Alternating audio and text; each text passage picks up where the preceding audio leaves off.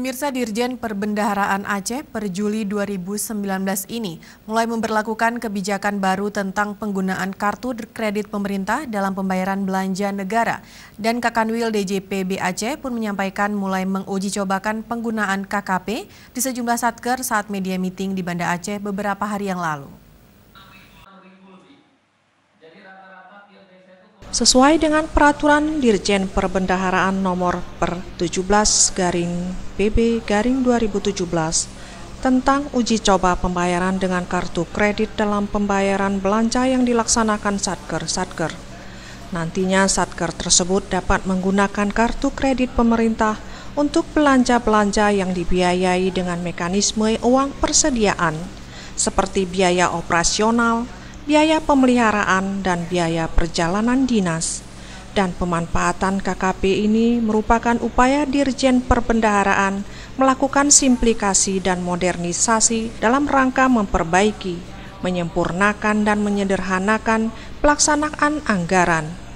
Juga nantinya tagihan atas kartu kredit pemerintah ini dibayar oleh bendahara pengeluaran menggunakan uang persediaan yang dikuasainya. Hanya saja, kata Kakanwil Dirjen Perbendaharaan Provinsi Aceh, ada poin-poin yang boleh dan tidak dibayar oleh bendahara pengeluaran yang juga sesuai dengan aturan yang berlaku.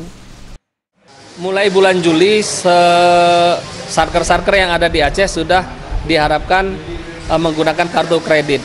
Kenapa? Karena dengan adanya perkembangan zaman dan mensikapi adanya nantinya revolusi industri 4.0, semua transaksi sudah mengarah kepada digital.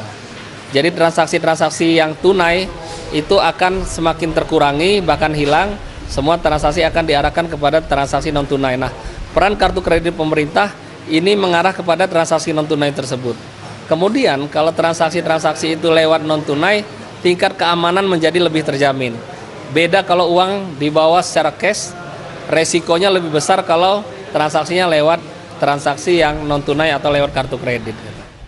Ditambahkannya tujuan digunakannya kartu kredit pemerintah yaitu untuk meminimalisasi penggunaan uang tunai dalam transaksi keuangan negara, meningkatkan keamanan dalam bertransaksi, dan mengurangi potensi penipuan dari transaksi secara non-tunai, serta mengurangi biaya dana dari penggunaan uang persediaan.